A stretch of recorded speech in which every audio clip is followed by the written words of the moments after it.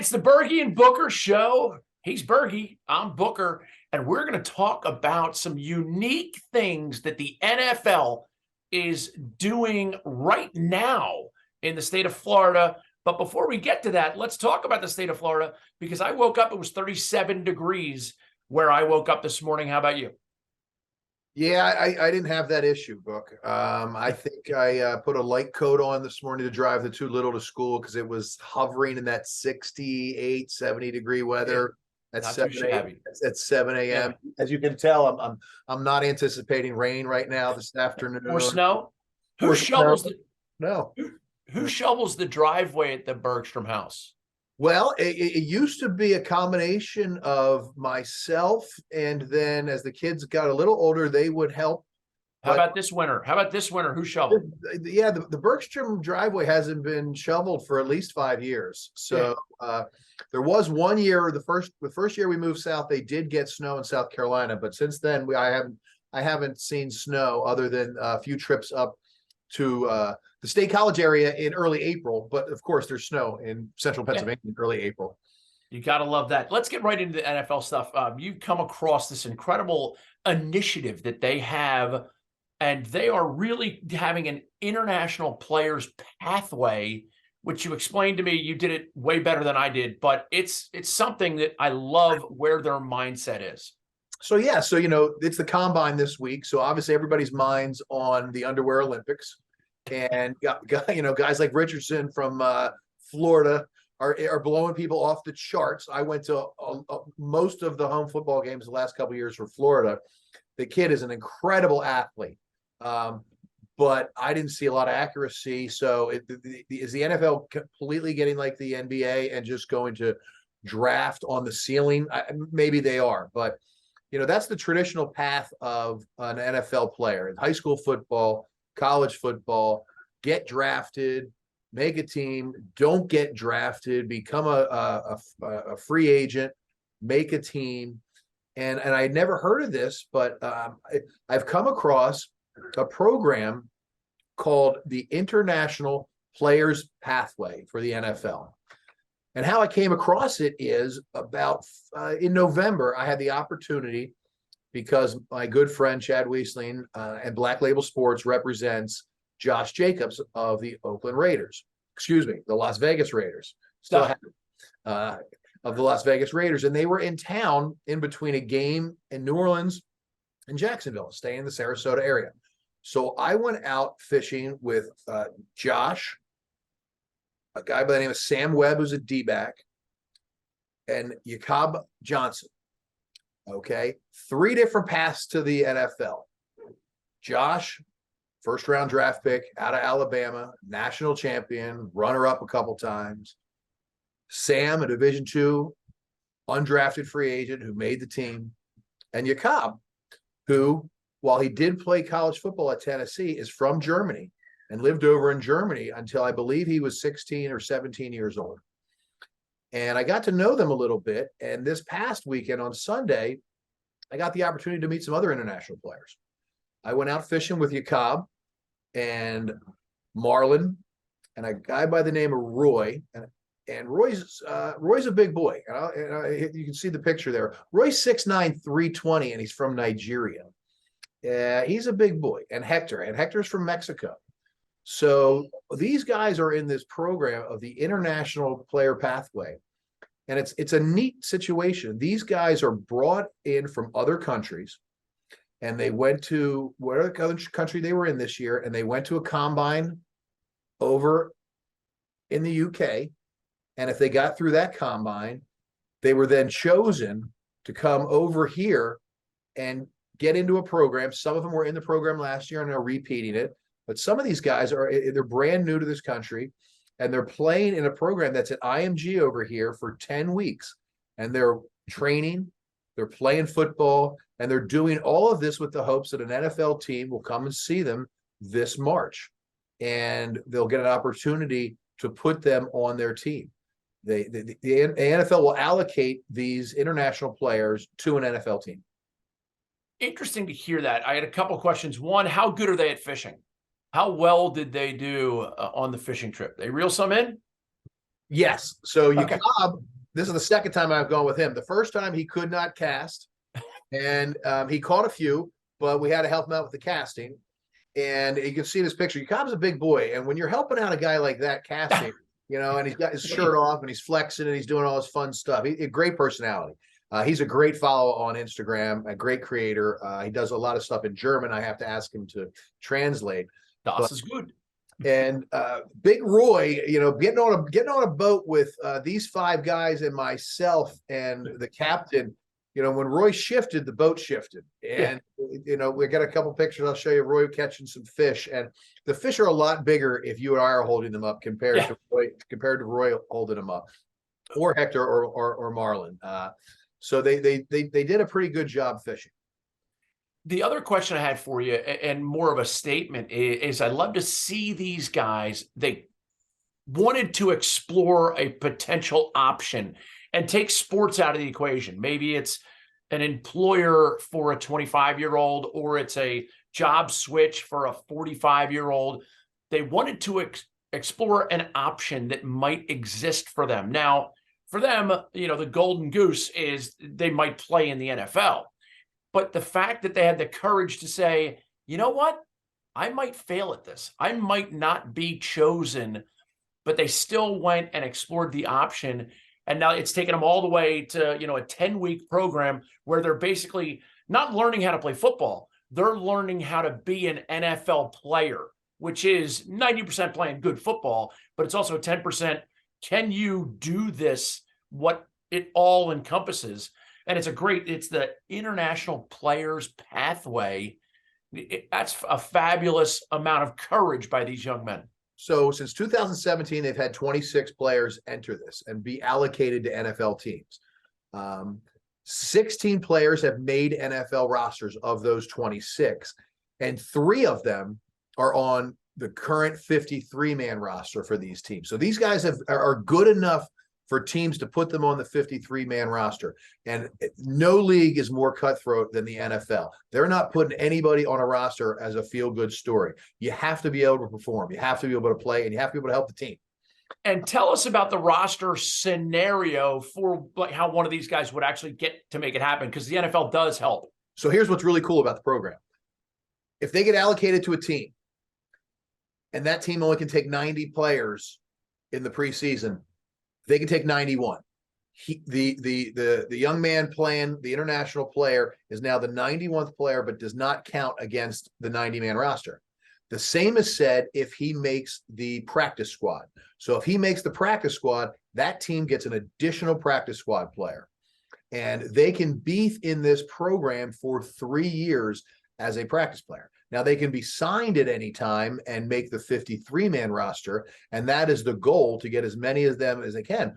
But for instance, the guy that went with us there, Marlon Weatherman out of Germany, he's 21 years old. He has not played any high school football or any college football in Germany. He's playing football over in Germany in their professional league. He was picked out as an offensive lineman, and he's over here working out at IMG and working his tail off. I check them out on Instagram. These guys all have interesting Instagrams, and he's shown right here at IMG, working on things to help prevent injuries. And, Hector Zepeda is from Mexico. How many people think of a Mexican football player?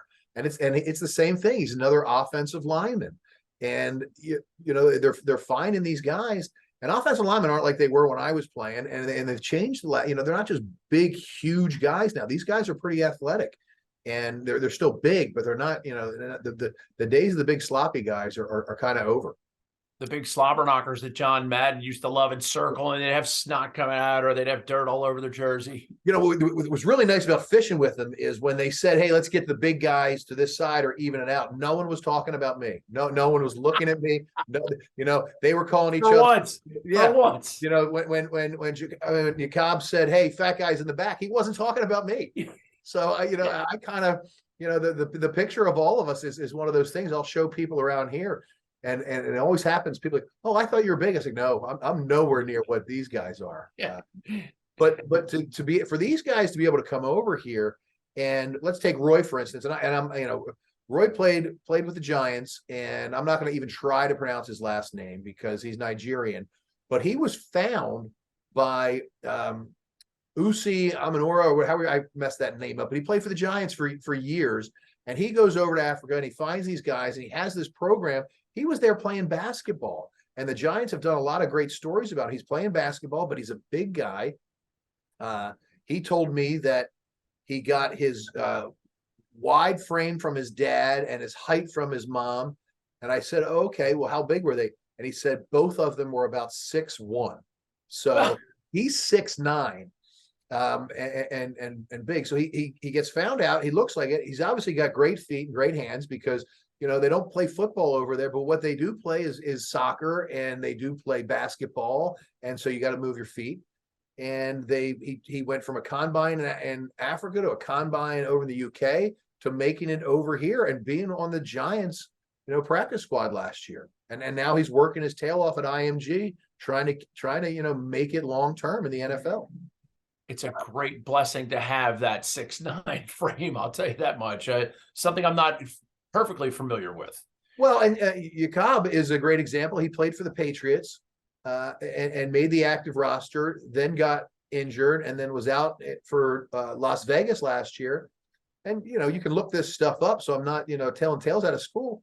The guy made $1.5 million last year playing football as a fullback in the NFL, and the guy that he was blocking for, Josh Jacobs, was the leading rusher in the NFL last year. I joked with him and said, do you get a little bit of a bonus for that? And he said, no. I hope so. But, I mean, obviously he's a valuable asset. And for him to come over here from Germany and be making plays in the NFL, that's a neat story. It's not your traditional, it's not the superstar high school quarterback who's always been great. And these guys are working. They're working hard.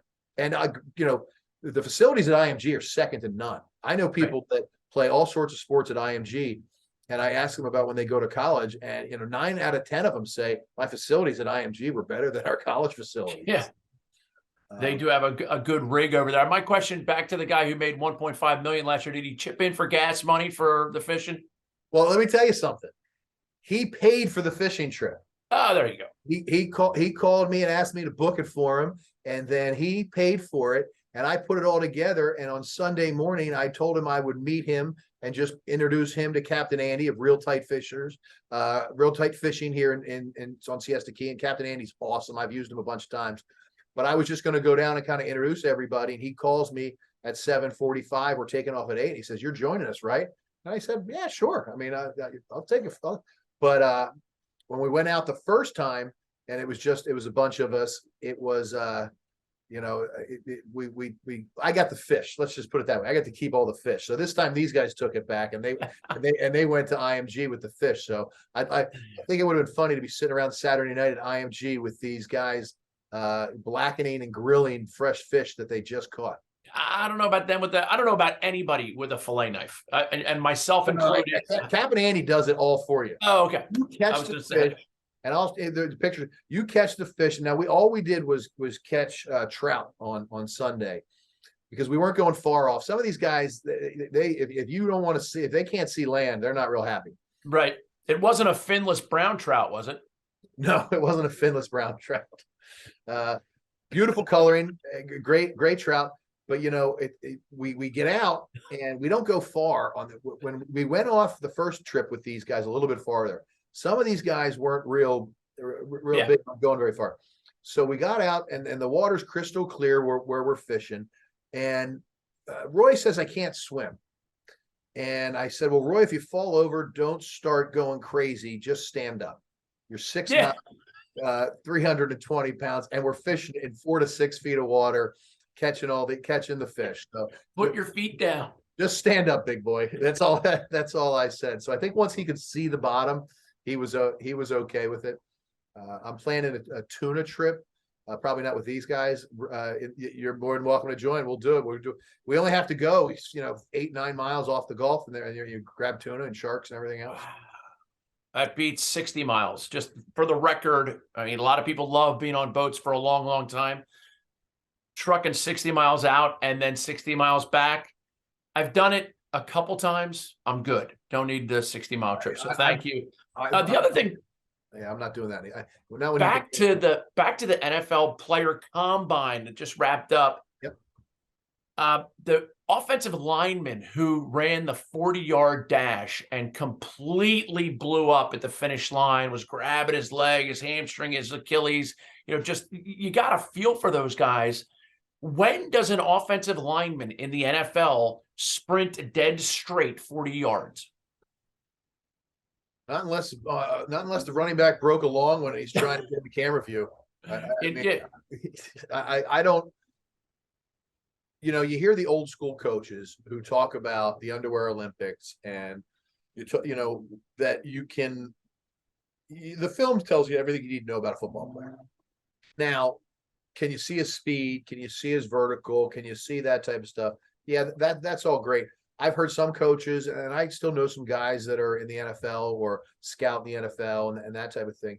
And a lot of it is about the meetings at the combine now in Indianapolis. It's about the head coaches meeting the guys, getting it on the whiteboard, drawing up. You don't see any of that on the NFL Network. Number one, because they don't want to probably show the coaches being like, this guy's awesome, we definitely want to draft him, or this guy is a moron. I mean, how did he even get through, Northwestern Eastern State, university or whatever? So they don't show that. I think you learn a lot about a guy's personality in talking to them. And because the rules are the way they are, you're not allowed to talk to them until they're sort of there. It's also, from what I understand, a big weekend for free agents that are already in the league, meeting with other GMs. But as far as running a 40-yard dash, I mean, your skill guys, you get to see how fast they are. But look at the University of Maryland.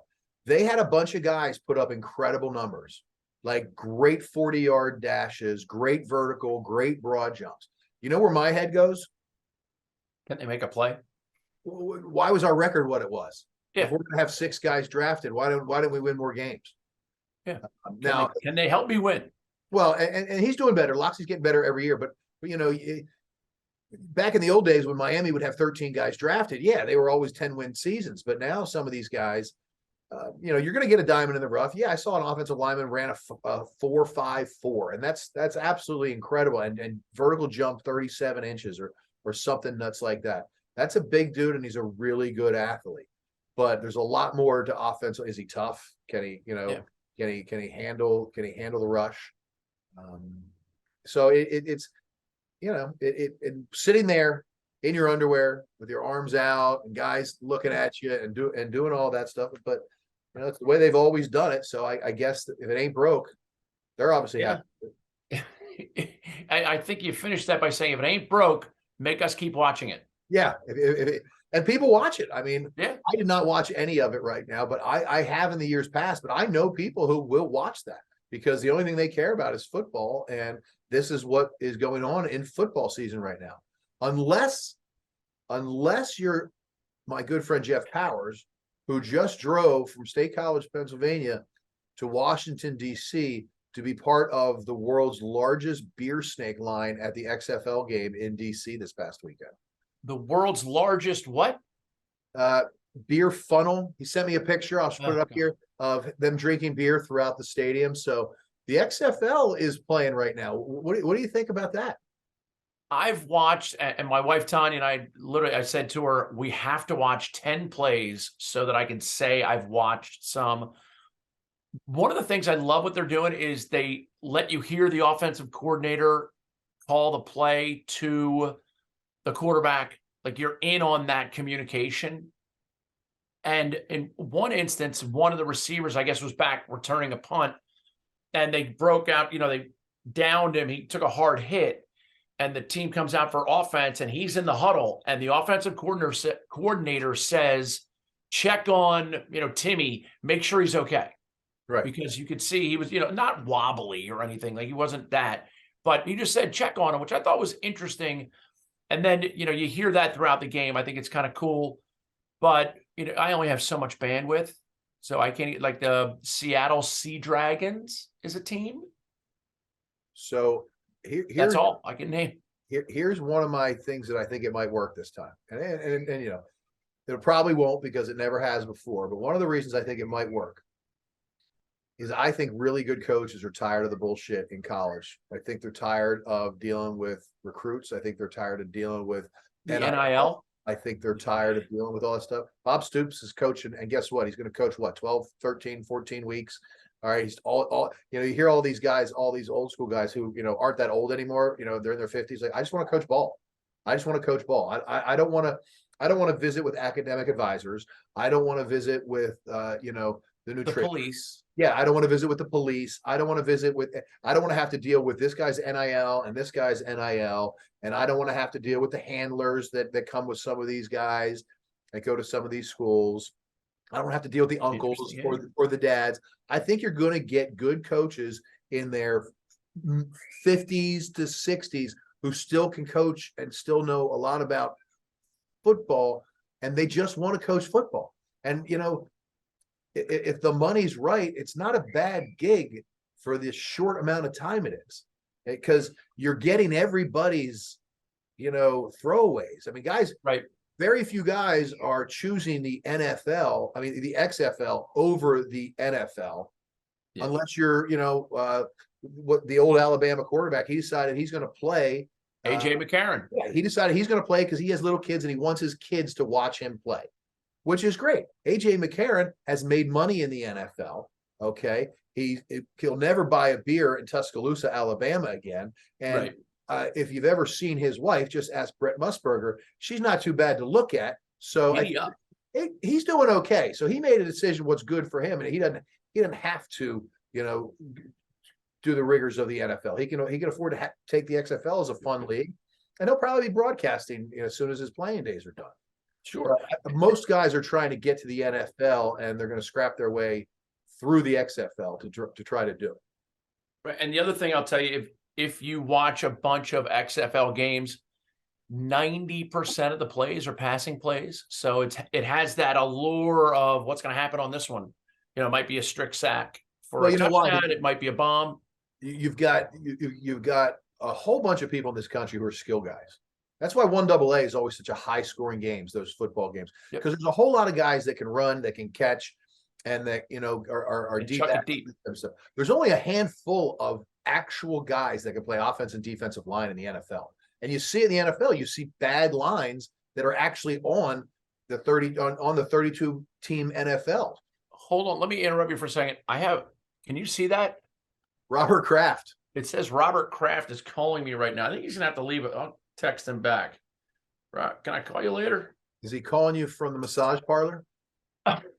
Something tells me that's not the real Robert Kraft. It might just be a guy who put that in his phone. I don't know that Robert Kraft has any questions for me really right now, but I thought it was funny. It rang right then. Wait till the season starts. He might have some questions. It was nice to see these guys this past weekend, get to meet some people that I you know, never would have met. And honestly, we've already kind of talked a little bit since then, and I'm gonna watch out over their careers, and hopefully you and I can get out to IMG when you get back in town, and maybe we can see all these players. There's currently right now, there's 2 from Australia.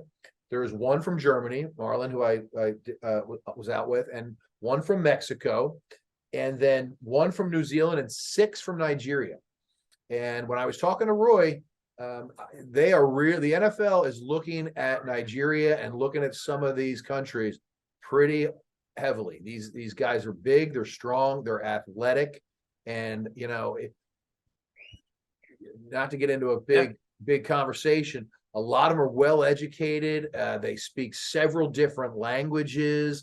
They because they're not in the United States, they've learned a lot of different stuff. And I believe it's going to translate into being able to take coaching and being able to understand offense and defenses pretty quickly.